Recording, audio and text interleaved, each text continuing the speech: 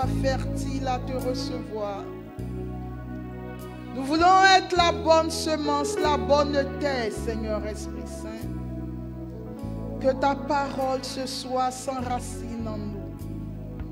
Nous ne sommes capables de rien. Mais nous pouvons tout en toi. Et nous te disons merci. Béni sois-tu, Seigneur. Béni sois-tu, Seigneur. Alléluia. Amen. Bonsoir, chers frères et sœurs. Shalom. Shalom. Shalom à tous nos frères, à toutes nos sœurs qui nous suivent en ligne. Je voudrais ce soir vous saluer dans le précieux nom de notre Seigneur Jésus-Christ. Et je prie que la parole qui sera donnée ce soir vous rejoigne également là où vous êtes, dans le pays où vous êtes, que Jésus lui-même vous rencontre ce soir. Nous poursuivons notre cheminement autour de la thématique « Prier sans cesse ». Nous avons dit que le but de ce cheminement est de nous conduire dans le Saint des Saints, dans la présence de Dieu, dans la communion et dans l'intimité avec notre Dieu. Et nous avons démarré ce cheminement par le parvis. Et dans le parvis, nous avons vu la cuve des reins et l'autel des reins. Depuis le mardi dernier, nous sommes entrés dans le lieu saint. Et dans le lieu saint, le premier élément que nous avons trouvé, alors il faut savoir que dans le lieu saint, il y a 3 éléments qu'on trouve. Le chandelier à 7 branches qui se trouve à gauche quand on entre dans le lieu saint. La table des pains de proposition qu'on trouve à droite en y entrant. Et l'autel d'or ou l'autel des parfums qui est au centre devant le voile qu'il faut traverser pour aller dans le Saint des Saints. Et le mardi dernier, nous avons vu le chandelier à 7 branches que nous avons identifié comme l'action et la présence du Saint-Esprit dans la vie de l'Église. Aujourd'hui, nous allons voir la table des pains de proposition. La table des pains de proposition qui se trouve à droite lorsqu'on entre dans le lieu saint. Alors, avant de nous dire ce que peut être la table des pains de proposition, je voudrais décrire cette table, voir ce qu'il y a sur cette table, ce que ça signifie chez les Juifs, et on comprendra par la suite quelle peut être la symbolique de la table des pains de proposition. Exode chapitre 25. Exode chapitre 25, versets 23 à 30. Dieu parle à Moïse, il lui dit ceci.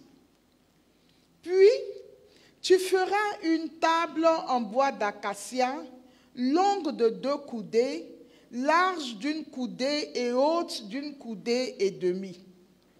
Tu la plaqueras d'or pur et tu l'entoureras d'une mouture en or. Tu feras des entretoises de la largeur d'1 main et tu les entoureras d'une moulure en or. Tu feras 4 anneaux d'or que tu mettras aux 4 angles formés par les 4 pieds. Ces anneaux seront placés près des entretoises pour loger les barres servant à porter la table. Tu feras des barres en bois d'acacia et tu les plaqueras d'or. Elles serviront à porter la table. Tu feras des plats, des gobelets, des aiguillets et des timbales pour les libations. Tu les feras en or pur. Et sur la table, tu placeras face à moi le pain qui m'est destiné perpétuellement. Donc, parole du Seigneur. À travers donc ce passage que nous venons de lire, nous savons désormais que dans le lieu saint, en plus du chandelier à 4 branches, le Seigneur demande à Moïse de faire une table en bois d'acacia et d'entourer cette table d'une moulure en or. Alors, il décrit exactement comment la table doit se présenter. Et au verset 30, il dit, sur la table, tu placeras face à moi le pain qui m'est destiné perpétuellement. Donc, on apprend qu'il y a une table qui est dans le lieu saint et que sur cette table, il y a du pain qui doit être posé. Pour avoir plus de détails sur la table et sur les pains qui vont être posés, nous nous rendons dans le livre du Lévitique au chapitre 24, les versets 5 à 9. Lévitique 24, 5 à 9, il est dit ceci. Tu prendras de la fleur de farine et tu en feras cuire 12 gâteaux, chacun de 2 dixièmes d'épha. Puis tu les placeras en 2 rangées de 6 sur la table d'or pure qui est devant le Seigneur. Sur chaque rangée, tu déposeras de l'encens pur. Ce sera un aliment apporté en témoignage, une nourriture offerte pour le Seigneur. Chaque jour de sabbat, on les disposera devant le Seigneur perpétuellement de la part des fils d'Israël. C'est une alliance perpétuelle. Ils seront pour Aaron et ses fils qui les mangeront en un lieu saint. Ils sont pour eux une part très sainte de la nourriture offerte pour le Seigneur. C'est un décret perpétuel. Parole du Seigneur. Alors, chers frères et sœurs, ce second passage que nous venons de lire, tiré du livre de Lévitique, nous donne plus de détails sur ce que nous avons lu dans le livre de l'Exode. En Exode, nous avons appris qu'il y a une table qui devait être posée, qui devait être entourée d'or, et il fallait mettre du pain sur la table. En Lévitique 23, les détails sont les suivants. Il s'agit, concernant ce pain, de 12 morceaux. C'est ce que Lévitique nous dit. 12 morceaux. Deuxièmement, on apprend que ces 12 morceaux sont rangés et sont placés en 2 rangées de 6. Donc, vous avez 6 pains d'un côté, 6 pains de l'autre côté. On apprend aussi que sur ces pains, de l'encens doit être versé. De l'encens doit être mis à côté des pains. Le 4e élément que le livre de Lévitique nous donne, c'est que chaque sabbat, à chaque fête de Shabbat, le pain qui a été déposé au Shabbat dernier doit être mangé par Aaron et ses descendants, c'est-à-dire par les prêtres et les sacrificateurs qui sont dans le lieu saint.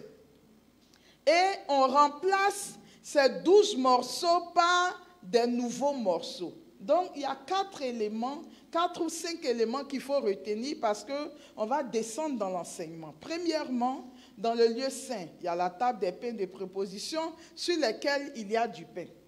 On apprend qu'en fait, ce pain, c'est en 12 morceaux, rangés en 2 rangées, 6 d'un côté, 6 de l'autre. Troisièmement, on apprend que ces pains doivent être posés devant le Seigneur de façon perpétuelle. Quatrièmement, on apprend qu'à chaque fête de Shabbat, Aaron et ses fils mangent les pains du Shabbat dernier et on les remplace par de nouveaux pains. Avant donc d'aller vers le sens spirituel de tout cela, regardons du côté des Juifs ce que tout cela symbolise. Je nous ai fait remarquer que quand on était dans le parvis, tout ce qui était fabriqué dans quelle matière? En bronze. Et nous avons dit que le bronze est un métal qui est dur. D'accord? Le bronze est un métal qui est dur. Mais depuis que nous sommes rentrés dans le lieu saint, nous avons vu que le chandelier était fabriqué en or. Et la table des pains de proposition est également fabriquée en or. Ça veut dire quoi? Que plus on approche du Seigneur, plus la qualité de la vie doit changer. Il faut qu'on s'améliore. Parce que l'or, nous dit-on, l'or est un métal qui est pur. L'or pur est inaltérable. C'est-à-dire, l'or pur ne se détruit pas. Pour les femmes qui ont des bijoux en or, elles savent qu'à tout moment, elles peuvent aller déposer l'or à la banque, elles peuvent retirer. L'or ne se détruit pas.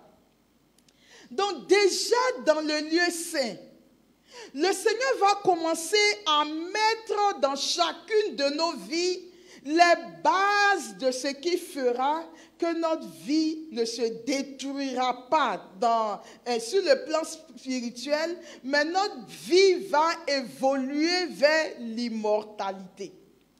Et on va très bien le comprendre dans l'enseignement de ce soir. Le Saint-Esprit que nous recevons au chandelier d'or vient déjà nous communiquer la vie de Dieu, la vie intime de Dieu, l'éternité de Dieu. C'est pour ça d'ailleurs que le chandelier est déjà en or. Mais la table de pain de proposition va nous apporter quelque chose ce soir et je bénis Dieu pour ce cheminement que nous faisons qui m'a aidé moi-même aussi à comprendre ce dont je vais parler ce soir.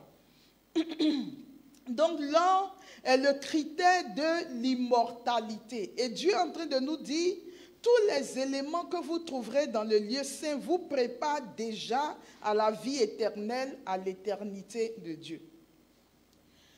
L'autre élément, c'est que nous allons regarder les pains de proposition chez les Juifs. D'accord? Parce que quand Moïse est allé sur la montagne et que le Seigneur lui communiquait la vision, Dieu lui a donné les détails de tout. Et d'après ce que nous venons de lire, Dieu a même précisé qu'il fallait faire 2 rangées, qu'il fallait mettre 6 par rangée, qu'il faut que chaque samedi ce soit remplacé. Le Seigneur lui a communiqué les détails de tout. Alors, les Juifs disent que ce genre de pain, eux, ils les appellent la matzah. La matzah, c'est comme ça que le pain de proposition s'appelle chez les Juifs. Ils disent le pain de proposition qui est placé en 2 piles. Chaque pile contenait 6 pains. On l'a déjà vu que l'encens était au milieu et que les kohanim, ce sont les prêtres, devaient consommer le pain tous les jours de Shabbat. Alors, chers frères et sœurs, la première chose qu'on retient, c'est que le pain de proposition qu'on donne à Dieu, en réalité, est pour nourrir les prêtres qui sont dans le temple. Parce que Dieu est un esprit. Et Dieu ne mange pas de pain. Mais pourquoi est-ce que Dieu demande qu'il y ait du pain dans le lieu saint? Il n'en a pas besoin en fait. Mais le Seigneur va demander de mettre le pain dans le lieu saint parce qu'il a besoin de nourrir ses prêtres. Et que ces prêtres ont besoin du pain pour avoir un caractère d'immortalité. Mais on le comprendra plus quand on viendra dans la vie chrétienne. D'accord? Alors, pour vous faire juste vous donner juste une petite information, ce pain était cuit d'une façon spéciale. C'est-à-dire n'importe qui ne savait pas cuire le pain de proposition. Il y a des gens qui étaient détachés uniquement pour la cuisson du pain. Et c'était une famille. On les appelait la famille des Gamour. D'accord? La famille des Gamour. Alors, un jour, on a demandé à cette famille-là de former d'autres juifs. On dit, on ne sait jamais. Former d'autres juifs de telle sorte que si demain vous n'êtes plus là, que comme Dieu a dit que le pain doit être mis de façon permanente dans le lieu saint sur la table, si vous n'êtes plus là, qu'on puisse continuer à faire le pain. Et ceux-là ont refusé de donner la connaissance aux autres. Et on les a bannis du temple. Quand on les a bannis du temple, les Juifs sont allés en Égypte chercher des gens qui savaient aussi cuire le pain pour leur dire, venez cuire le pain pour nous. Mais il s'est trouvé que le pain en question, quand on le fabrique, on le laisse une semaine à l'air libre, il ne moisit jamais et il ne pourrit jamais. En plus, il faut le retirer à temps du feu pour qu'il ne soit pas brûlé. Mais les Égyptiens qui sont venus ont tout fait. Mais chaque fois qu'ils doivent retirer le pain brûle. Donc finalement, les Juifs les ont chassés. Et ils ont fait revenir la famille en question, les Gamour. Et ils ont demandé au Gamou, mais pourquoi est-ce qu'on vous dit, vous aussi, de former les autres et vous ne voulez pas les former? Alors, voilà ce qu'ils ont répondu aux Juifs. Ils disent, on ne veut pas enseigner aux autres le secret de la fabrication du pain. Pourquoi? Parce que nous savons qu'un jour, le temple sera détruit. Et nous craignons qu'un homme indigne apprenne à cuire le pain de proposition et l'utilise pour une idole. C'est voué à Dieu. Si on apprend ça à tout le monde, quand le temple sera détruit, quelqu'un peut se lever et faire cuire le pain et puis aller offrir ça à une idole dans un temple. Or, ce pain est voué à Dieu et c'est la raison pour laquelle on n'a jamais voulu apprendre aux autres comment cuire le pain. Et eux-mêmes, la famille, cette famille-là, les membres de cette famille, pour être sûr qu'on ne les accuse pas de manger le pain qui appartient à Dieu, ils ne mangent jamais dans leur maison les éléments qui servent à fabriquer le pain de proposition. Ils mangent des pains, on va dire, le pain banal qu'on peut trouver dans la ville pour que les gens ne les soupçonnent pas. Alors, chez les Juifs, on dit, pourquoi est-ce qu'à votre avis, Dieu a demandé qu'il y ait le pain de proposition dans le temple? Je suis toujours chez les Juifs pour l'instant. Les Juifs disent que le pain de proposition symbolise l'abondance matérielle que Dieu accorde aux Juifs. Voilà leur interprétation. Le pain de proposition symbolise l'abondance matérielle que Dieu accorde aux Juifs. Et ils disent, c'est un rappel permanent que nos moyens de subsistance et notre nourriture ne proviennent que de Dieu. Donc quand ils voient le pain, ils se rappellent qu'ils ont un Dieu bon, qui pourvoit à leur nourriture, qui pourvoit à leur richesse, qui pourvoit à leur abondance, et ils se souviennent que tout ce qu'ils ont là, c'est Dieu qui leur a donné. Alors, à chacune des fêtes de pèlerinage, vous savez que les Juifs ont 3 fêtes de pèlerinage. La Pécha, qui est la Pâque, le Shavuot, qui est la Pentecôte, et le Sukkot, qui est la fête des tabernacles.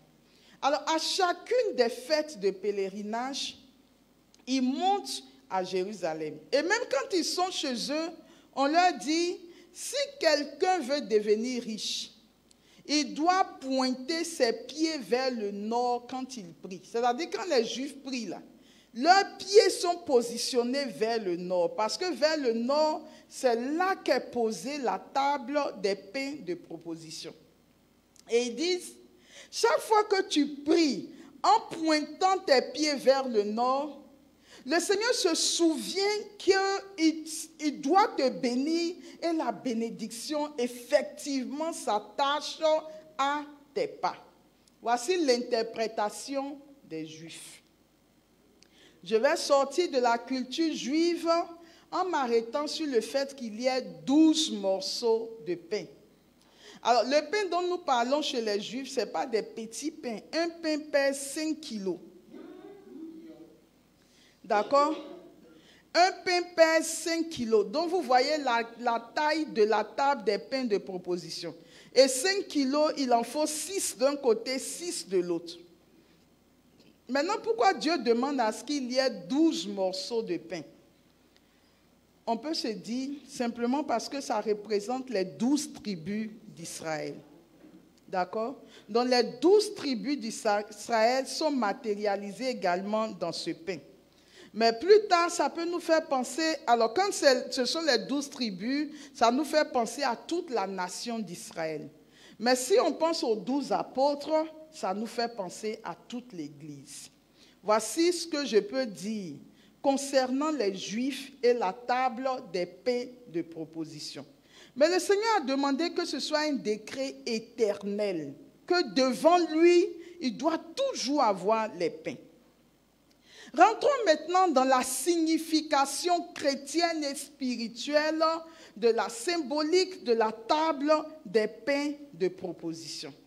La symbolique de la table des pains de proposition. La première chose, c'est que la table des pains de proposition nous fait penser à Jésus. dans une double dimension. Et c'est ce que nous allons analyser à fond ce soir. Jésus dans une double dimension. Premièrement, le pain. Ça vous fait penser à quel aspect de la vie de Jésus? Ça nous fait penser au pain eucharistique. Le pain eucharistique, la communion, le pain eucharistique. La deuxième chose, c'est que le pain nourrit l'homme, n'est-ce pas? Or, il y a un autre aspect de la vie de Jésus qui nourrit l'homme. C'est Jésus en tant que parole de Dieu. C'est Jésus en tant que parole de Dieu. Donc ce soir, nous allons regarder comment est-ce que la table des pains de proposition rejoint la vie du Christ et quel est le message qu'il y a à l'intérieur de cet enseignement pour nous. Donc premièrement, la table des pains de proposition nous fait penser à Christ dans une double dimension, dans la dimension du pain eucharistique et dans la dimension de la parole de Dieu. Deuxièmement, la table des pains de proposition, à cause du chiffre 12, nous fait également penser à la communauté des rachetés, des saints, de l'Église, d'accord? Donc ce soir, nous allons voir essentiellement l'aspect lié au Christ. Je vais finir avec le point des rachetés, mais je ne vais pas le développer à fond parce que l'autel de l'encens va nous dire quelque chose sur la vie de ces rachetés. Alors voyons la figure du Christ. Avec le chandelier, nous avons reçu le Saint-Esprit. Les chrétiens commencent une nouvelle vie dans l'esprit pour surmonter leur nature charnelle et humaine et pour progresser dans la croissance spirituelle.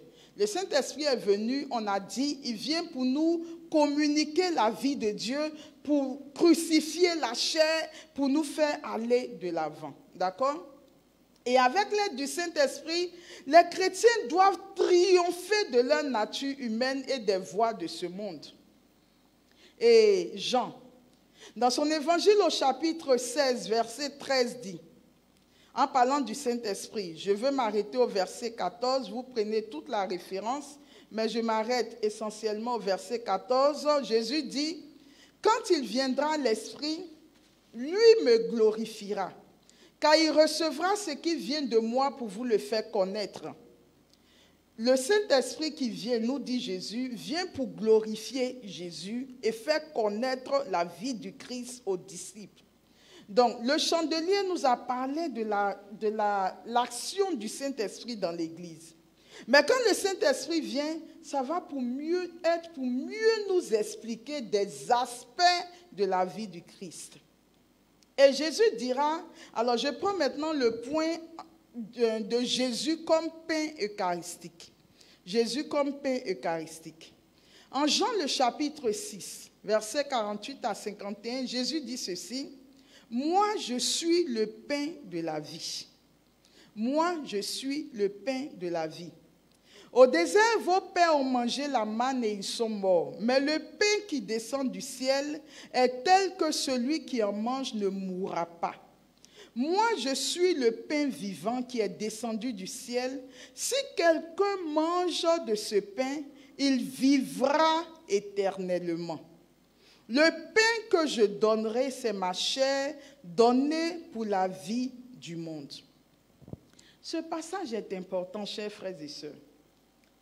Nous sommes allés à la cuve des reins, nous nous sommes purifiés. Nous sommes venus à l'autel des reins et nous sommes rentrés dans la doctrine de la croix. Pour que le sang de Jésus nous sauve de la damnation éternelle. Et depuis la croix, nos noms ont été inscrits dans le livre de vie et nous sommes des enfants de Dieu. Mais nous nous sommes rendus compte que sans le Saint-Esprit, nous ne sommes pas capables de vivre la vie de Dieu. C'est le Saint-Esprit parce qu'il est Dieu, parce qu'il sonde les profondeurs du cœur de Dieu. C'est le Saint-Esprit qui va venir nous communiquer cette vie que nous sommes appelés à vivre, puisque cette vie, nous ne la connaissons même pas. Et le Saint-Esprit maintenant rentre dans notre vie. Et que va faire le Saint-Esprit? La première chose qu'il va faire, il va te dire, tu es appelé à vivre la vie du ciel. mais si je ne te nourris pas de l'intérieur, cette vie du ciel, tu ne pourras pas la vivre. Donc, il y a un aliment qu'il faut que je te donne, puisque depuis que tu es chrétien, maintenant tu dois grandir spirituellement. Tu dois croître spirituellement. Et nous savons que la nourriture nous fait grandir.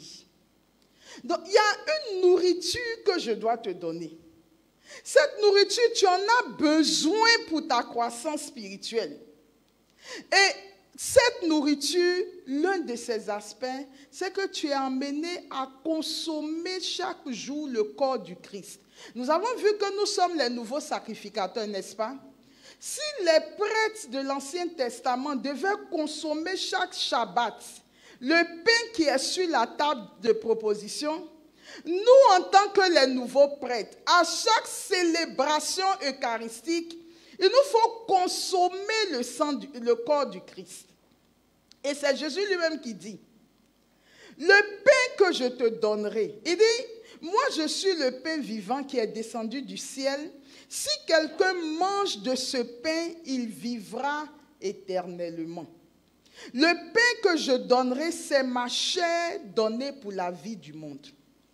Alors je voudrais, avant de rentrer dans l'importance du corps du Christ, je voudrais que tous ceux qui me suivent en ligne, vous qui êtes ici en présentiel, il faut que vous soyez conscients et convaincus que le corps du Christ est un aliment indispensable pour la croissance dans la vie chrétienne. On est habitué à aller aux messes, on est habitué à communier, mais c'est devenu pour nous des habitudes. On n'en perçoit pas le sens profond. On ne comprend même pas, on sait seulement qu'on doit communier, ça fait partie de la liturgie. Parfois, même si on ne communie pas, ça ne nous dit rien.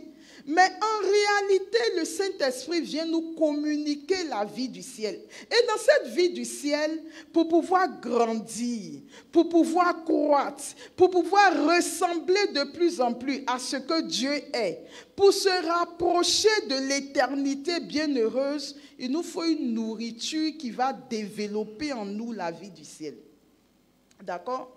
Donc, le pain eucharistique, si vous voyez bien l'enseignement de ce soir, j'ai dit que la table des pains de proposition nous parle du pain eucharistique et nous parle aussi de la table de la parole de Dieu.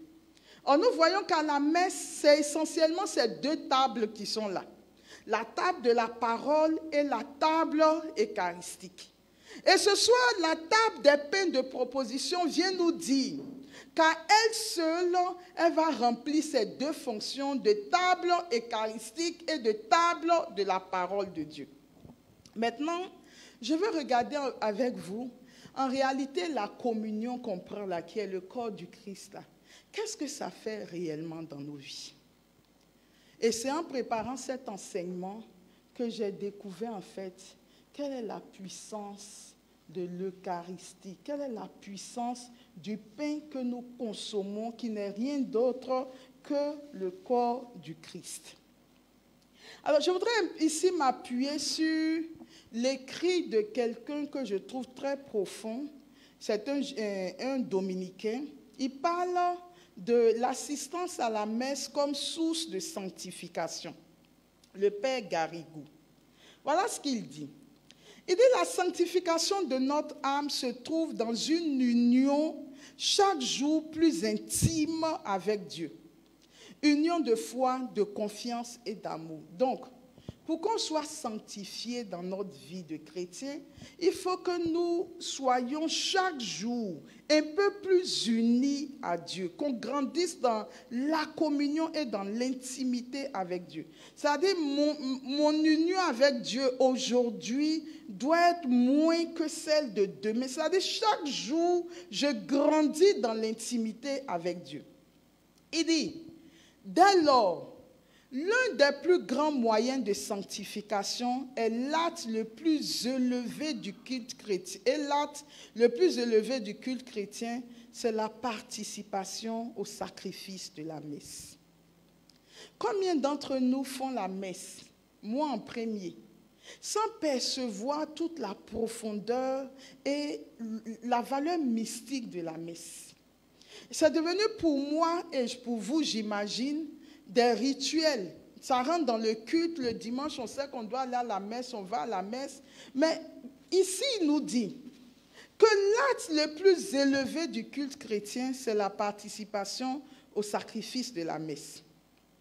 On pourrait se demander alors, qu'est-ce qu'il y a dans la messe qui fait que nous avons besoin de comprendre son sens profond et qui peut nous aider à grandir dans cette union? Mais avant même de l'expliquer, il dit, mais trop souvent, l'habitude d'assister à la messe, par manque d'esprit de foi, dégénère en routine et nous ne recevons plus alors du saint sacrifice tous les fruits que nous devrions en recevoir. Donc ça veut dire qu'il y a des gens qui ont bien compris ça et qui arrivent à jouir des fruits de la messe. Mais pour nous, pour qui c'est devenu une routine, une habitude, nous allons à la messe, mais nous ne recevons pas les fruits que nous devrions recevoir. Il dit, ça devrait être pourtant l'acte le plus grand de chacune de nos journées. Il dit, ça devait pourtant être l'acte le plus grand. Alors, regardons maintenant que nous donne le sacrifice de la messe. C'est-à-dire quand nous allons, que nous devons consommer le pain eucharistique. Qu'est-ce que ça fait de nous en réalité? Je ne vais pas aujourd'hui rentrer à fond dans le catéchisme de l'Église catholique parce que j'ai dit qu'on aura des enseignements sur chacun des sacrements. Donc en ce moment, on va rentrer à fond. Mais je veux juste dire que le sacrement veut simplement dire que c'est un moyen par lequel Dieu communique sa grâce et se rend présent parmi nous et agit dans notre vie. Donc un sacrement, c'est un moyen que Dieu utilise pour se rendre présent en nous. Alors, qu'est-ce qui fait l'excellence du sacrifice de la messe? Le Concile de Trente dit que le sacrifice que Jésus a accompli sur la croix le vendredi saint, au moment de l'élévation, au moment de la consécration, ce qui s'est passé sur la croix le vendredi saint se répète exactement au cours de la messe. Alors, je voudrais lire exactement ce qu'ils ont dit parce que ça m'a paru important. Le Concile de Trente dit, l'excellence du sacrifice de la messe vient de ce que c'est le même sacrifice en substance que celui de la croix, parce que c'est le même prêtre qui continue actuellement à s'offrir par ses ministres. C'est-à-dire quand un prêtre est là qui soulève l'hostie, en réalité c'est Jésus lui-même qui est là, qui offre son corps. D'accord?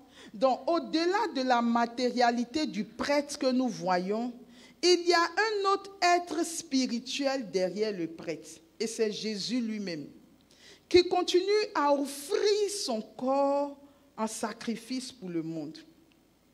Il dit c'est la même victime réellement présente sur l'autel qui est réellement au fait. C'est-à-dire son corps qu'il a livré le vendredi saint à la messe chaque jour. Jésus continue à offrir encore son corps et son sang et sa vie. On dit, seule la manière de l'offrir diffère. Tandis qu'il y a eu sur la croix une immolation sanglante, il y a à la messe une immolation sacramentelle par la séparation. D'accord? Ainsi, le sang de Jésus, sans être physiquement répandu, est sacramentellement répandu. C'est important, chers frères et sœurs, pour nous ce soir, c'est un enseignement qui n'est pas évident, mais il nous faut rentrer dans l'esprit de cet enseignement.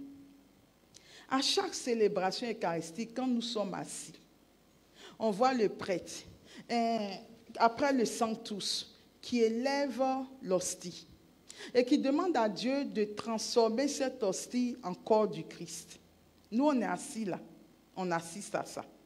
Après, il prend le vin, il demande que ce soit le sang de Jésus. On est assis, on assiste à ça. Mais à cet instant précis où le prêtre élève la voix vers Dieu pour demander ce miracle, Ce qui s'est passé le vendredi saint s'actualise. Jésus vient à cet instant précis. Et c'est lui-même qui offre son corps à son Père. En oblation. C'est-à-dire, ce qui s'est passé à la croix n'est pas un événement historique qui s'est passé et puis c'est fini. À chaque célébration eucharistique, l'événement de la croix se répète. Jésus vient encore offrir son corps, son sang est encore versé. Pas de façon visible où on peut voir son sang, mais il continue à s'offrir pour le monde. D'accord? C'est le premier élément. Donc, ce que vous devez retenir de ce premier point, tout ce qui a été accompli à la croix se renouvelle à chaque célébration eucharistique.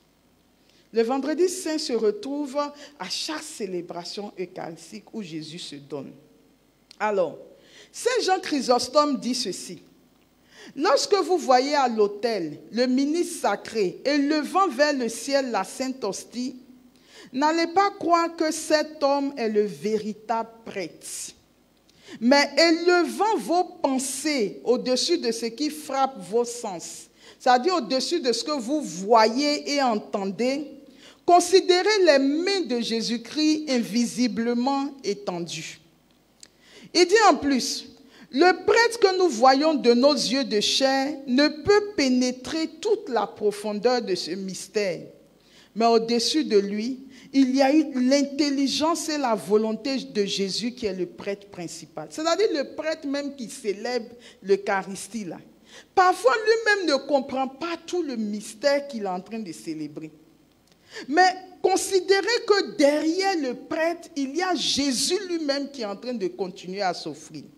Et ils vont plus loin en disant, si le ministre n'est pas toujours ce qu'il devrait être, c'est-à-dire s'il est dans le péché, s'il est dans n'importe quoi, etc., le prêtre principal qui est Jésus-Christ est infiniment saint. Si le ministre, c'est-à-dire le prêtre, même lorsqu'il est bon, très bon, peut être légèrement distrait ou occupé par les cérémonies extérieures de l'autel, sans en pénétrer le sens intime, il y a au-dessus de lui quelqu'un qui n'est pas distrait et qui offre à Dieu en pleine connaissance de cause une adoration réparatrice d'une valeur infinie, une supplication et une action de grâce d'une portée sans limite. Donc ça veut dire que même quand le prêtre est distrait, même s'il n'est pas dans ce qu'il est en train de faire, il y a derrière lui Jésus lui-même qui accomplit de façon sereine tout ce qu'il doit accomplir. Mais ce qui est intéressant à la fin de ce passage, pourquoi est-ce que Jésus continue à renouveler ce qui s'est passé le vendredi saint sur l'autel? L'Église dit que Jésus continue à faire cela. Il continue à chaque célébration eucharistique à s'offrir à Dieu. Pourquoi? Parce qu'il fait réparation pour les hommes. D'accord? C'est-à-dire, on est allé à la croix, on a été purifié, mais depuis que nous sommes passés à la croix jusqu'à aujourd'hui, les péchés continuent à s'accumuler dans notre vie. Et à chaque célébration eucharistique, Jésus vient à l'autel pour dire à Dieu, je continue à m'offrir pour eux. Il ne l'a pas fait simplement le vendredi saint et il est allé s'asseoir. À chaque célébration eucharistique, Jésus revient s'offrir. Il dit, Père, je fais réparation pour mes enfants. Je m'offre encore à toi. Je me sacrifie encore pour eux. J'intercède encore pour eux. Je t'offre mon corps, je t'offre mon sang pour réparer tous les péchés qui sont continuellement encore en train de commettre malgré que j'ai versé mon sang et j'ai été bafoué, humilié, etc., crucifié sur le bois de la croix. Ça ne leur a rien dit. Ils continuent dans le péché. Ils sont encore installés dans le péché. Je continue à chaque célébration eucharistique de continuer à me donner. Je fais réparation. Je t'offre encore mon corps. Je t'offre encore mon sang pour eux. Donc je fais réparation pour eux. Donc le mystère qui se passe à la messe est un grand mystère qui nous parle de l'amour infini de Dieu pour ses enfants. L'amour infini de Dieu pour ses enfants. Jésus continue à faire réparation. Il continue à se donner, etc. L'autre chose qu'on peut se dire, c'est que le Seigneur, quand il continue à offrir son corps pour faire réparation, il nous dit maintenant, je viens encore de m'offrir une nouvelle fois pour faire réparation. Ce corps que je viens encore d'offrir au Seigneur, consommez-le. D'accord? Donc, c'est comme si au bois de la croix, lorsque la chair de Jésus, c'était, vous savez, quand on les frappe là, la chair pend. C'est comme s'il coupait un morceau de cette chair en disant consommer. À la célébration eucharistique, Jésus dit, encore une fois, vous avez péché. Encore une fois, je viens de m'offrir en oblation au Père en signe de réparation pour vous. Consommez ma chair. Mais que fait la chair de Jésus en nous lorsque nous la consommons? C'est la chair de Jésus une fois en nous, puisque c'est une chair immortelle. Vous savez que Jésus est immortel, n'est-ce pas? C'est une chair immortelle. Alors que fait la chair de Jésus en nous? Quand nous consommons, Jésus vient nous donner sa vie. La vie, sa propre vie, il la dépose en nous. Et alors, c'est comme, on va dire, un grand espace. Et puis, quel exemple je peux donner? Il y a plein de choses dans l'espace. Je ne sais pas trop, je n'ai pas un exemple sous les yeux. Et puis, on dépose un petit élément. Disons qu'il y a plein de cailloux noirs dans une salle. Et au milieu, on va mettre un caillou blanc. C'est la première fois que tu communies. C'est une vie immortelle qui vient de t'être donnée. La deuxième fois que tu vas communier, un caillou noir va quitter là, le blanc va venir se mettre à la place. Au fur et à mesure que tu manges le corps du Christ, la vie de Jésus s'enracine en toi, la vie de Jésus se développe en toi, la chair quitte de plus en plus ta vie, et ça c'est l'œuvre du Saint-Esprit. Mais pour jouir de cette grâce, parce que quand la vie de Jésus vient en toi, en principe, quand tu communies dans l'esprit et que tu es bien disposé, bien préparé, quand tu communies dans cet esprit, si tu étais coléreux, comme Jésus est venu en toi, il va pousser la colère de côté pour s'installer. La prochaine fois, il viendra, il poussera le mensonge pour s'installer.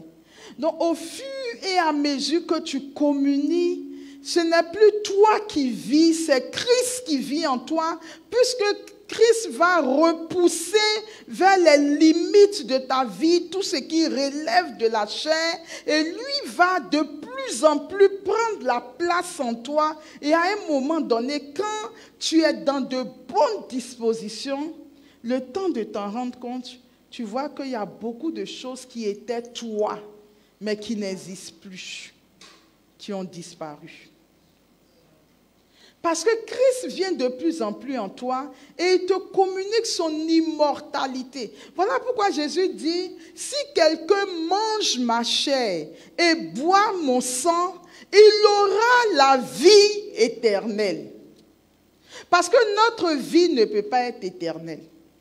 C'est la vie du Christ qui est éternelle. Dans la communion bien comprise, bien vécue, bien priée, bien saisie, à ce privilège d'instaurer en nous un caractère immortel. C'est pour ça que Jésus dit, tu ne mourras pas. Physiquement, tu peux mourir. Mais la vie du ciel t'est déjà donnée par le pain eucharistique. L'éternité de Dieu t'est déjà communiquée par le pain eucharistique. Donc Jésus grandit de plus en plus en toi, et il y a un passage de Saint Paul qui nous dit, je crois, il nous fera parvenir jusqu'à la statue parfaite du Christ. Et vraiment, quand Saint Paul dit, ce n'est plus moi qui vis, c'est le Christ qui vit en moi, c'est-à-dire la communion, le pain eucharistique a ce privilège de te transfigurer. De te transfigurer, de te donner un caractère immortel. Donc vous comprenez que, le Christ continue à s'offrir en oblation pour nous. En principe, quand on va communier, notre cœur devait être contrit. Parce que Christ, à ce stade-là, devait se reposer. Mais à cause de nos péchés, à cause de ce que nous sommes, il continue à s'offrir en disant, Père, pardonne-leur. Je continue à m'offrir pour eux. Pardonne leurs mensonges, pardonne leurs hypocrisies, pardonne leur négligence dans la prière, pardonne leur suffisance. Pardonne, Père, ils ne savent même pas ce qu'ils sont en train de faire. Ils pensent être importants, or ils ne sont rien. Toi et moi, Père, nous savons qu'ils ne sont rien. D'accord? On sait comment on les a fabriqués. On sait que c'est du sol, on les a pris. Mais Père, regarde-les sur la terre. Ils pensent qu'ils sont quelque chose. Ils pensent qu'ils sont arrivés. Ils ne comprennent même pas que nous sommes en train de vider notre sang pour leur salut. Donc Jésus va continuer à s'offrir en oblation à la messe. Il fait réparation à chaque célébration eucharistique. Père, pardonne-leur, je continue à m'offrir. Je t'en supplie, Père, qu'ils n'aillent pas en enfer. Ne les conduis pas dans la damnation éternelle. Père, voici encore mon corps, voici encore mon sang. Et chaque jour, Jésus fait réparation. Ensuite, quand il va venir en nous, il va chercher à nous faire vivre de sa vie. Et nous avons besoin, chers frères et sœurs, dans cette quête de Dieu, nous avons besoin de demander au Saint-Esprit de nous aider à comprendre profondément le mystère du pain eucharistique. Dieu a dit au peuple d'Israël dans le désert, il dit le pain ne doit jamais manquer dans le lieu saint. Pourquoi tout Dieu qu'il est, alors qu'il n'a pas besoin lui-même de manger du pain, pourquoi est-ce que Dieu demande que le pain ne manque jamais dans le lieu saint? Parce que Dieu estime que c'est ce qui va nourrir les sacrificateurs. Or, nous sommes les nouveaux sacrificateurs. Et c'est le corps du Christ qui est capable de nous ressusciter au dernier jour. C'est le corps de Jésus qui est capable de nous conférer l'immortalité, de conférer l'immortalité à notre âme. Et comme disait quelqu'un, nous devenons ce que nous consommons. Nous devenons ce que nous consommons. À force de consommer le Christ, à force de contempler le Christ, nous finissons par lui ressembler. D'accord? Donc, quand Dieu exige que dans le lieu saint, il y ait les pains de proposition, il n'y a pas de vie, d'immortalité possible sans le pain eucharistique. Et c'est important, chers frères et sœurs. Vraiment, c'est important. Et pour ça, je pense que nous pouvons bénir Dieu pour la vie des prêtres. Parce que ce sont ces prêtres-là qui permettent cet étonnant passage et qui rendent Dieu présent en nous. Dernièrement, je parlais à des prêtres. Je leur ai dit, mes pères, faites attention parce que aujourd'hui, le monde évolue. Si c'est en termes de formation, là, même les laïcs sont en train de se former. Et ils se forment vraiment. Mais la seule chose que les laïcs ne pourront jamais faire pour l'instant, c'est la célébration eucharistique. Et à cause de ce que c'est seulement par eux que Jésus peut nous conférer un caractère d'immortalité, nous leur devons, malgré toute leur fragilité et leur force, nous leur devons le respect qui revient à leur charge. Parce que ce qu'ils font en réalité, les prêtres, c'est qu'ils nous aident à entrer dans le royaume des cieux. Ils nous donnent la vie de Jésus. Ce sont eux qui permettent à Jésus aussi de continuer son sacrifice à l'autel. D'accord? Et Dieu a insisté en disant que le pain ne doit jamais manquer dans le lieu saint. Donc, quelles que soient nos vies, parfois nous sommes dans des situations que nous sommes appelés à régulariser. Soit parce que nous sommes dans le péché, soit parce que nous sommes dans des relations qui ne glorifient pas Dieu. On dit pour le moment, je ne communie pas. Mais je ne sais pas quel jour je vais communier. Mais tant que nous ne recevons pas la communion, nous ne recevons pas le corps de Jésus en nous, son corps mystique. Nous ne recevons pas le sang de Jésus, son corps mystique. Et donc, nous devons travailler à régulariser les différentes situations dans lesquelles nous sommes. Parce que, à quoi te sers-tu d'être avec un homme ou une femme avec qui tu as la jouissance de la chair si tu dois perdre ton éternité bienheureuse? C'est le corps de Jésus qui nous confère le caractère immortel et qui imprime en nous la vie du Christ. Donc nous devons demander la grâce à Dieu. Seigneur, aide-moi à sortir de ce péché. Aide-moi à régulariser ma situation. Aide-moi à être conforme à ce que tu demandes. Nous confesser, opérer les ruptures s'il faut, parce que nous ne pouvons pas, nous ne pouvons pas comparer notre éternité avec la jouissance charnelle. La jouissance charnelle est pour un temps, mais ton éternité bienheureuse te dira ce que tu dois faire.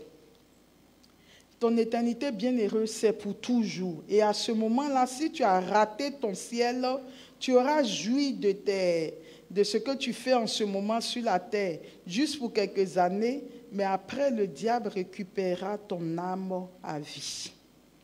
Alors, nos dévanciers dans la foi disent donc que pour bien jouir des effets du sacrifice de la messe, il faut des dispositions intérieures. Il faut de bonnes dispositions intérieures. Alors, donc les effets liés à Dieu, on l'a vu, Jésus continue à adorer son Père en faisant réparation et en lui disant merci pour tout. C'est-à-dire, chaque fois que Jésus s'offre, c'est une adoration réparatrice et une action de grâce à son Père. Il aime son Père, il aime les hommes et il adore au cours de la célébration eucharistique, mais en faisant réparation pour les hommes. D'accord? Et puis, il renouvelle ce qui s'est passé à la croix. Mais nous, les hommes, quelles sont les dispositions dans lesquelles nous devons être pour pouvoir jouir de la grâce du Saint-Sacrement? Il faut d'abord que, sans résister, que nous puissions nous repentir sincèrement. Chaque fois que nous avons péché, nous devons aller à la confession. Chaque fois que nous avons péché, nous devons aller à la confession. Ça, c'est important. C'est-à-dire, ne pas venir à la communion. Il y a des gens, même, ils ne doivent pas communier, mais ils s'en foutent. Ils sont dans le rang et puis ils s'en vont communier. D'accord? Et on comprend donc pourquoi Saint Paul dit « Malheur à celui qui mange indignement le corps du Christ ». Parce que Christ vient de s'offrir en oblation encore une fois pour toi. Mais si tu viens consommer encore cette nourriture de façon indigne, tu es en train de dire à Christ que je m'en fous de toi, je m'en fous d'ailleurs de tout ce que tu es en train de faire, et puis d'ailleurs même je vais communier. Voilà. Et Saint Paul dit, c'est une malédiction. Et que ceux qui font ce genre de choses ne peuvent pas rentrer dans le royaume. C'est grave de communier de façon indigne. D'accord? Donc, la communion dans notre disposition intérieure doit déjà créer en nous le repentir sincère. Seigneur, tu aurais pu être au ciel, mais par amour pour moi et à cause de mon péché permanent, tu continues à t'offrir pour moi. La deuxième chose, c'est que la messe nous obtient des grâces. La messe nous obtient des grâces et qui vont nous aider à nous sanctifier. Plus on fait la messe de façon profonde, plus on va voir que naturellement nous aurons du dégoût pour les péchés qui sont attachés à nos vies. Souvent j'entends des gens dire je me masturbe, je regarde les films pornographiques, etc. Est-ce que vous pensez que si Jésus arrive en vous et que vous êtes conscient que vous êtes allé communier, c'est le corps du Christ c'est Jésus lui-même qui est descendu en vous. Si vous en êtes conscient, est-ce que vous pensez que vous pourrez vous masturber? Le péché naît de l'ignorance. C'est-à-dire, on peut communier au corps du Christ et ne pas jouir des grâces liées à la présence de Jésus en nous si on est ignorant. Mais si on est conscient que c'est Jésus lui-même que je viens de recevoir, vous allez voir que rien que de penser à lui, de savoir qu'il est en nous, et tout ça, notre tête n'ira même pas, et nos corps ne vont même pas réagir pour nous donner l'envie de nous masturber. Donc, on est dans l'église, mais il y a beaucoup de mystères dont on ne perçoit pas la profondeur. Et le seul capable de nous aider à percevoir cette profondeur, c'est le Saint-Esprit. Et c'est la raison pour laquelle, au moment où je vais sortir de ce premier point qui est le pain eucharistique, je vous ai dit qu'on aura des enseignements sur les sacrements, on va approfondir les choses, mais au moment où je vais sortir de ce premier point qui est le pain eucharistique, je voudrais, chers frères et sœurs, nous demander ceci.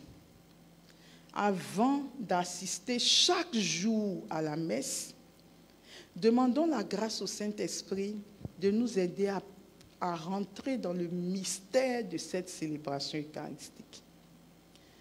Demandons, en fait, on ne peut pas venir à une messe comme ça. Et c'est pour ça, vous voyez, dans la tradition de l'Église, on disait toujours aux gens, le jeûne eucharistique. C'est-à-dire, tu vas aller à la messe, tu ne peux pas te mettre à manger, voir comme ça. Bon, c'est... Tu ne peux pas te mettre à manger comme ça et puis tout d'un coup tu es à la messe. Il y a une disposition intérieure. On ne peut pas aussi venir à la messe en courant, et puis on est assis. Le Seigneur, on prend le temps. Avant d'arriver à une messe, Saint-Esprit, je vais à la rencontre du Seigneur. Prépare-moi et dispose-moi. Dispose mon esprit, dispose mon cœur, dispose mes pensées. Aide-moi à entrer profondément dans l'Eucharistie. Parce qu'il y a plusieurs Eucharisties que nous avons eu à faire, dont nous sommes ressortis sans aucune grâce. Ce n'est même pas moi qui le dis. Ce sont les pères de l'Église qui le disent, c'est la mystique de l'Église qui le dit. Toutes les célébrations que nous avons eu à vivre en étant distraits avec des involtures, etc., ne nous ont pas communiqué les grâces dont nous avions besoin pour grandir dans cette vie d'union à Dieu et pour devenir des âmes immortelles. Et moi, j'ai envie de vous dire, ce soir, vous qui me suivez, en ligne ou en présentiel, j'ai envie de vous dire que moi, je veux vivre de cette vie d'éternité. Et j'imagine que c'est le cas pour chacun d'entre nous. On souhaiterait vivre même après notre mort dans la présence de Dieu. Et ce qui nous prépare à cette vie, c'est justement de bâtir notre vie d'union, de communion et d'intimité avec Dieu déjà sur la terre. Et le grand moyen que Dieu lui-même nous donne, c'est de communier au corps du Christ, d'aller à la table eucharistique, de manger son corps et de boire son sang. Nous recevons Jésus lui-même en nous. Alors, pour ce que nous pouvons faire pendant la messe, pour rester concentré, on peut se dire que moi, au cours de cette messe, je vais rester concentré sur toutes les prières liturgiques qui vont se faire.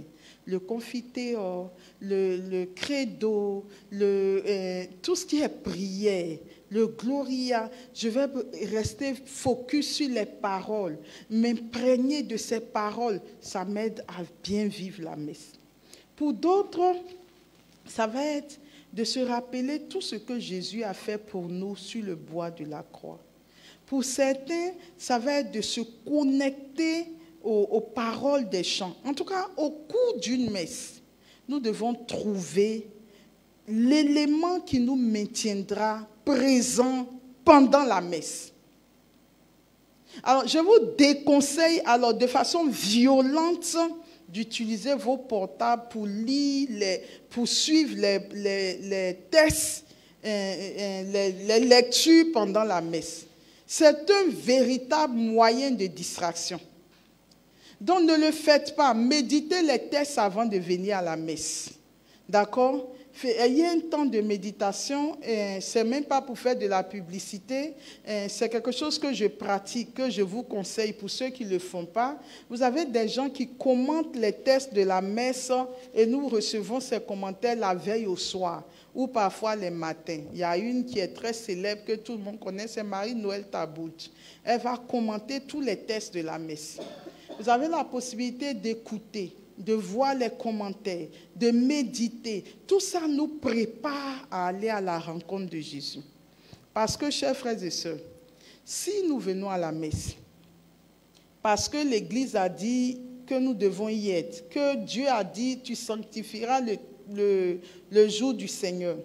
Si nous faisons tout cela sans préparation véritable, nous sommes dans les habitudes, mais on ne reçoit pas les grâces de la messe. Et c'est ce qui peut expliquer qu'il y a des gens qui fassent la messe tous les jours. Mais quand vous regardez leur vie, aucune ligne n'a bougé. Le pain eucharistique a cette particularité que tu ne jouis de ses grâces que quand tu es conscient de toute sa valeur et que tu es d'accord pour l'accueillir. Ce n'est pas parce que le sacrement tombe en toi que tout d'un coup Jésus prend la place. Mais c'est quand tu reçois Jésus en étant conscient que tu es en train de le recevoir et que tu le désires et que tu sais ce qu'il vient faire en toi et que tu l'accueilles, tu lui dis oui, c'est à partir de ce moment-là que les grâces liées au pain eucharistique se déploient dans ta vie. Donc c'est la première table dont je voulais nous parler ce soir, le pain eucharistique. Le deuxième élément, je l'ai dit, c'est que les pains sur la table de proposition peuvent aussi signifier la parole de Dieu. Parce que Jésus lui-même l'a dit, l'homme ne se nourrit pas seulement de pain, mais de toute parole qui sort de la bouche du Seigneur. Et donc si le pain dans le lieu saint signifie Jésus, alors Jésus, on l'a vu comme pain eucharistique, mais ici on voit Jésus comme pain comme parole de vie. Donc, il faut savoir que Jésus est la parole.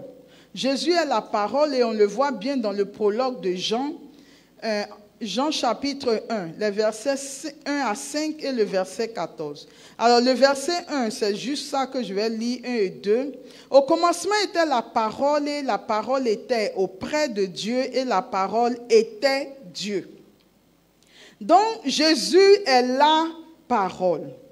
Et la parole de Dieu est aussi une nourriture. Psaume 119, le verset 103 dit ceci, « Que tes paroles sont douces à mon palais, plus que le mets à ma bouche. » Que tes paroles sont douces à mon palais. Et le prophète Jérémie dira au chapitre 15, le verset 16, « J'ai recueilli tes paroles et je les ai dévorées. Tes paroles ont fait de la joie et l'allégresse de mon cœur, car ton nom est invoqué sur moi, Éternel des armées. » D'accord?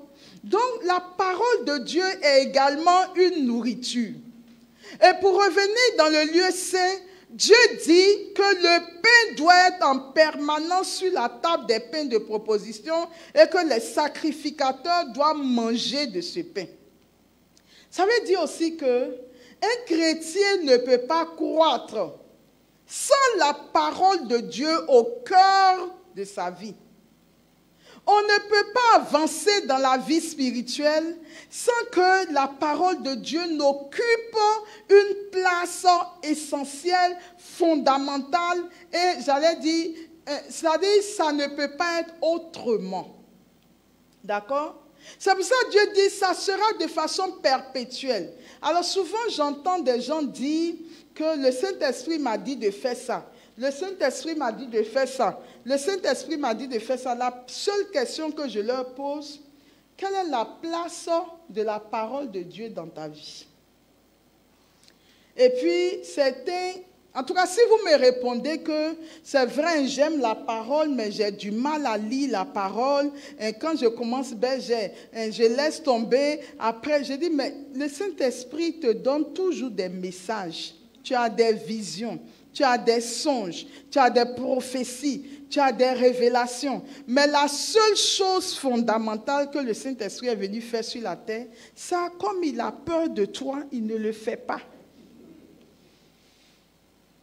La Bible dit que dans l'évangile de Jean, que quand il viendra, lui, l'Esprit de vérité, Jean chapitre 16, le verset 13, quand il viendra, lui, l'Esprit de vérité, il vous conduira dans la vérité tout entière. Le Saint-Esprit vous conduira dans la vérité. Or, la vérité dans la parole de Dieu, c'est Jésus et c'est la parole. Jean chapitre 14, verset 6, Jésus dit, « Je suis le chemin, la vérité et la vie. » Donc Jésus est la vérité. Si le Saint-Esprit doit nous conduire dans la vérité et que Jésus est la vérité, c'est que le Saint-Esprit nous conduit à Jésus. Le deuxième élément, Jean 17, 17, « Père, sanctifie-les dans la vérité, car ta parole est la vérité. » Donc c'est Jésus qui s'arrête devant ses disciples et qui leur dit, quand l'Esprit de Dieu viendra, lui-même vous conduira dans la vérité. Et on nous dit que cette vérité, c'est la parole de Dieu. Donc Jésus est en train de dire que le Saint-Esprit vous conduira dans la parole. Le Saint-Esprit vous conduira dans la parole. Regardez durant tout le ministère de Jésus. Est-ce que vous le voyez arrêter souvent quelque part en disant, mes enfants, n'ayez pas peur, le Saint-Esprit va venir, mais quand il va venir, il vous donnera beaucoup de visions, il vous donnera beaucoup de prophéties, il vous donnera beaucoup de songes, il vous donnera beaucoup de révélations. Vous avez déjà vu Jésus arrêter en train de dire ça? Il sait que c'est une fonction du Saint-Esprit, mais ce n'était pas ça l'essentiel pour lui. Pour lui, c'est que le Saint-Esprit doit venir et nous conduire dans la vérité. Nous apprenons que cette vérité, c'est sa parole. Jean chapitre 17, le verset 17. Donc l'Esprit que nous avons reçu au chandelier, il viendra, nous conduire dans la parole de Dieu et il va nous dire, va à la messe, va communier. Parce que je dois te conférer la vie de Dieu. Je dois te conférer l'immortalité. Mais je ne peux pas le faire si tu ne vas pas à la table eucharistique pour prendre la communion, pour l'introduire en toi. Il dit, je ne peux pas faire mon travail si tu ne prends pas ta Bible et si tu ne lis pas la parole. D'accord? Et nous avons un exemple flagrant dans le livre de la Genèse. En Genèse chapitre 1, versets 1 à 3, il est dit ceci. Au commencement, Dieu créa le ciel et la terre. La terre était informe et vide. Les ténèbres étaient au-dessus de l'abîme. Et le souffle de Dieu, qui est le Saint-Esprit, planait au-dessus des eaux. Donc, au commencement, il y avait la terre. Il y avait l'eau qui était là. Le Saint-Esprit, lui, il est au-dessus des eaux. Il ne fait rien. Il est au-dessus. Il ne peut rien faire. D'accord? Il ne pouvait rien faire. Tout Dieu qu'il est, tout puissant qu'il est, au verset 1, le Saint-Esprit ne pouvait rien faire. Il ne pouvait que planer au-dessus de l'eau. Le verset 2 dit, et Dieu dit, la parole est libérée. Et Dieu dit, que la lumière soit. Dès l'instant où il y a eu la parole, le Saint-Esprit peut se mettre en mouvement pour plonger dans les ténèbres et faire ressortir la lumière. D'accord? Et c'est la raison, vous voyez la chronologie, le Saint-Esprit, il est là, mais il n'agit que quand la parole est prononcée. Et c'est la raison pour laquelle Dieu a permis que Jésus, qui est la parole, vienne avant que le Saint-Esprit ne vienne. Parce que si le Saint-Esprit venait avant, il allait être là et il était sûrement là, mais il ne peut pas agir parce que la parole n'est pas encore venue. Donc Jésus est la parole. Et Jésus doit précéder l'action du Saint-Esprit. Et nous fourvoyons, chers frères et sœurs, si nous pensons que nous sommes authentiquement spirituels sans avoir un rapport étroit et fidèle à la parole de Dieu. C'est le rôle du Saint-Esprit dans nos vies, c'est de nous conduire dans la parole. Alléluia. Amen. C'est le rôle du Saint-Esprit de nous conduire dans la parole. Et donc, si la parole n'est pas prononcée, chers frères et sœurs, ça ne passe pas. On a une nouvelle catégorie de chrétiens. Ils sont hautement spirituels. Dieu m'a dit ça. Le Seigneur m'a inspiré ça. Le Seigneur m'a mis telle chose à cœur. Le Saint-Esprit m'a révélé que dans ta vie, il y a telle chose. Mais est-ce que le Saint-Esprit te révèle que tu ne lis pas la Bible? Est-ce que le Saint-Esprit t'a dit que sans la parole de Dieu, tu iras en enfer? Je voudrais dire quelque chose à quelqu'un. Tous ceux qui sont allés en enfer, c'est tous ceux qui n'ont pas respecté la parole de Dieu. En enfer, on ne trouve que les gens qui ont été désobéissants à la parole de Dieu. En dehors de ça, il n'y a pas autre chose en enfer.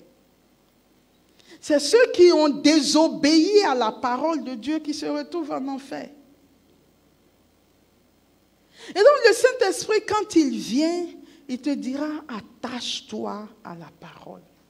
Fais de ma parole, de la parole de Dieu. Jésus dit, quand il viendra le Saint-Esprit, il ne parlera pas d'autre chose. Il vous parlera de moi. Il prendra ce qui est en moi et c'est ce qu'il vous enseignera. Or, Jésus est la parole. Donc, quand vient le Saint-Esprit, il vient nous parler de la parole. Le Saint-Esprit voudra voir que dans chacune de nos vies, il y a des foyers de la parole. Et quand il y a la parole en nous, le Saint-Esprit est à l'aise pour travailler parce que la parole de Dieu est la matière première sur laquelle le Saint-Esprit utilise pour travailler.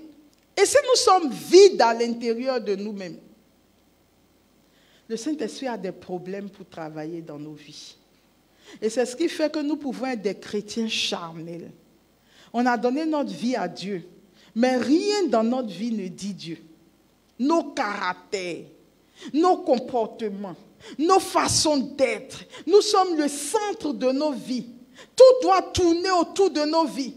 Ce qui vient de nous, c'est ce qui est juste. Les autres non. Mais il y a un vrai problème parce que le Saint-Esprit est venu pour crucifier la chair en nous. Et c'est juste pour pouvoir crucifier la chair, il va nous donner de nous mirer dans la parole de Dieu. Que dit la parole de Dieu par rapport à telle ou telle chose? Donc, chers frères et sœurs, c'est quelque chose qui me tient foncièrement à cœur.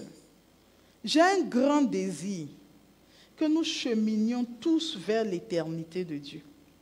Mon désir le plus ardent sur la terre des hommes, c'est que les gens rentrent dans le royaume des cieux. Et montrer par quel chemin nous pouvons passer pour entrer dans le royaume des cieux. Je ne ferai pas de séminaire pour vous montrer comment devenir immensement puissant. Mon objectif, c'est qu'en vivant sur cette terre, nous soyons citoyens du ciel et témoins du royaume des cieux. Et nous ne pouvons pas négliger les âmes que Dieu même met à notre disposition. Nous ne pouvons pas aller au ciel sans passer par le chemin que Dieu lui-même a tracé. Et le Seigneur dit, tu n'iras pas au ciel si tu n'obéis pas à la parole. Or, pour pouvoir obéir à la parole, il faut la connaître. On a fait dernièrement l'examen de conscience autour des 10 commandements. Mais on était tous surpris de voir qu'il y a des choses qu'on faisait. On ne savait même pas que c'était des péchés. Or, le Seigneur les considère comme des péchés. Et le peuple périt parce qu'il lui manque la connaissance. Donc, nous devons développer une capacité intérieure en nous. En disant, quel que soit ce que ça va m'écouter, mon éternité dépend de mon rapport à la parole de Dieu. Quand on finit ce genre d'enseignement, tout le monde lit. Mais au bout de 2 ou 3 mois, on a redéposé nos Bibles. Mais ça fait partie de l'une des plus grandes stratégies du diable. Il dit, il faut leur parler seulement. Tu n'as pas dit, tu aimes parler, toi, la berger. Parle seulement. Mais je sais où je vais les avoir. Au bout de 2 ou 3 mois, là, je vais faire en sorte qu'ils n'aient même plus la force de continuer. Toi, parle. Tu n'as pas dit, tu aimes parler. Mais ici, tous, on demandait la grâce au Saint-Esprit. Lui qui est venu pour nous conduire dans la parole.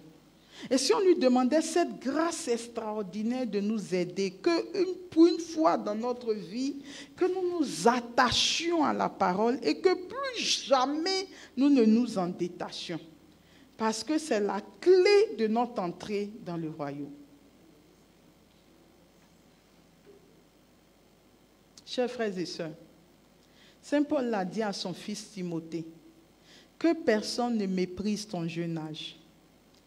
Et mon fils, fais en sorte de ne pas, ça c'est moi-même qui dis, fais en sorte de ne pas, j'allais dire, t'amuser avec tout ce qui concerne ton éternité. Tout passe sur la terre. Tout passe. Ce derrière quoi nous courons, tout cela passera. La seule chose qui demeure, et c'est la parole de Dieu qui dit, tout passe. Seule la parole de Dieu demeure éternellement. Mais comment pouvons-nous négliger la seule chose qui demeure éternellement? Comment pouvons-nous faire de l'éphémère ce qui est éternel et faire de ce que Dieu a déclaré éternel notre éphémère ou notre souci secondaire? Chers frères et sœurs, marchons sur la terre des hommes en intelligence de vie. Définissons les choses pour lesquelles nous ne négocions pas les angles, les choses pour lesquelles nous sommes intransigeants.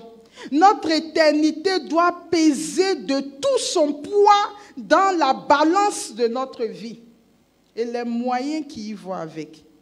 On ne peut pas ne pas aller à la table eucharistique parce que c'est le seul lieu où Jésus descend directement en nous pour prendre la place. On ne peut pas être en permanence en train de lire la Bible, de l'étudier, de la méditer, de nous contempler dans la parole, de mettre la parole de Dieu en pratique. On ne peut pas être en permanence loin de la parole de Dieu. Je voudrais finir en disant, chers frères et sœurs, plus nous nous éloignons de la parole de Dieu, et plus nous nous rapprochons de l'enfer. Si vous commencez à avoir des activités qui font que vous n'arrivez pas à lire la parole, qui font que vous n'arrivez pas à aller à la messe, décelez tout de suite un piège de l'ennemi quelque part dans votre vie. Parce que les bénédictions de Dieu ne sont pas suivies de chagrin. Dieu ne vous bénira pas pour que vous vous éloigniez de lui. Ce n'est pas possible. Quelles que soient nos occupations, c'est en Dieu que nous tirons la force, que nous tirons la capacité, que nous tirons l'énergie et nous partons vaquer à nos occupations. Donc, chers frères et sœurs, la parole de Dieu est le baromètre de la qualité de votre relation avec le Saint-Esprit. La parole de Dieu est le baromètre de la qualité de votre relation avec le Saint-Esprit. Si vous avez des songes, des visions, des prophéties, etc., que vous ne lisez pas la parole, ce n'est pas lui, le Saint-Esprit. Alors, voilà ce que j'avais à dire ce soir par rapport à la table des pains de proposition. Le pain eucharistique, le pain de la parole. Et j'ai comme envie de faire quelque chose ce soir qui me tient fondamentalement à cœur. Je voudrais ce soir nous supplier à genoux. Je vous demande pardon. Et je demande pardon à vous qui êtes en ligne. Dieu est toute notre richesse. Il est notre trésor infini. Il est notre éternité. Je vous demande pardon. Nous devons entrer au ciel. Le monde nous induit en erreur. Le monde nous induit en erreur. Nous devons trouver Dieu. Nous devons nous unir à lui. Nous devons faire partie de l'assemblée des saints et des fidèles, des bienheureux. On n'y entre pas comme ça. Il faut des moyens. Il faut lutter. Il faut de l'ascèse. Il faut travailler contre sa propre chair. Il faut crucifier sa volonté. Saint Paul dit, je traite durement mon corps et je le tiens en esclavage pour que, après avoir parlé aux autres, je ne sois pas moi-même disqualifié. Je nous demande pardon. Le cœur de Dieu souffre. Dieu veut ses enfants. Il nous montre le chemin. Il nous montre la voie. Nous pouvons prendre les moyens de faire en sorte qu'il y ait de la joie dans le ciel. Un seul pécheur qui se convertit, Dieu danse. Nous pouvons permettre que Dieu danse. Nous pouvons lui donner de la joie. Il se livre en permanence à l'autel pour nous. Nous pouvons décider que je rendrai mon Dieu heureux et je lui donnerai de la joie. Examinons nos vies. Voyons ce sur quoi nous sommes engagés. Où allons-nous? Vers quoi courons-nous? Je vous demande pardon, chers frères et sœurs. Quand vous l'aurez trouvé, vous aurez la paix, la joie, le bonheur. Tout ce que vous cherchez sur la terre, Dieu peut vous donner tout cela. L'essentiel, c'est de le trouver. Et je désire que nous entrions ensemble au ciel. Je souhaiterais qu'ensemble nous entrions au ciel. Prenons les moyens qu'il faut, les chemins qu'il faut, que Dieu soit notre force. Papa, je voudrais te confier chacun de tes enfants ici présents. Je veux aussi te confier tous tes enfants qui nous suivent en ligne.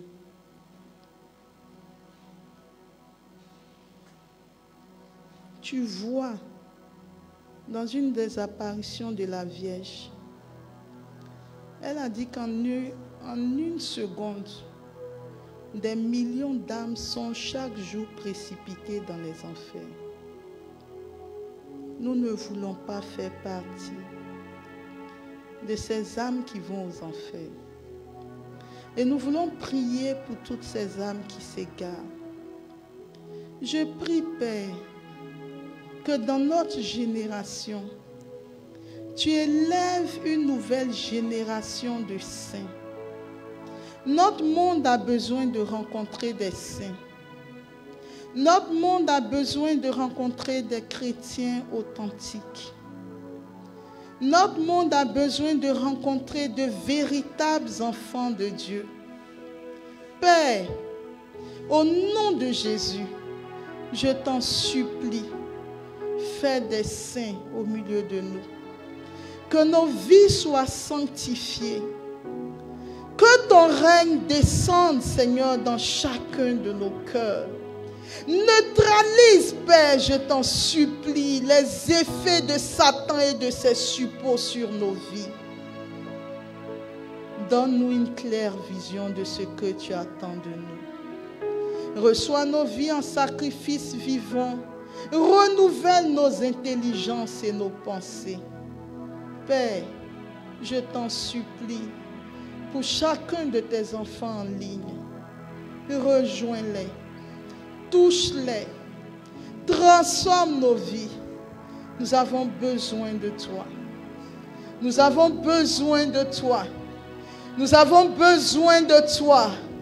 Nous avons besoin de toi. Que ton esprit soit à l'œuvre dans nos vies. Détache-nous de tout ce qui nous retient loin de toi. Ramène-nous à toi, Père, je t'en supplie. Oh, sois le maître en nous. Sois le maître en nous. Sois le maître en nous. Là où nous ne pouvons pas, sois notre force, Seigneur. Seigneur, merci pour ton esprit qui est à l'œuvre dans nos vies et dans le monde entier. Merci, Seigneur. Merci, Seigneur. Merci, Seigneur.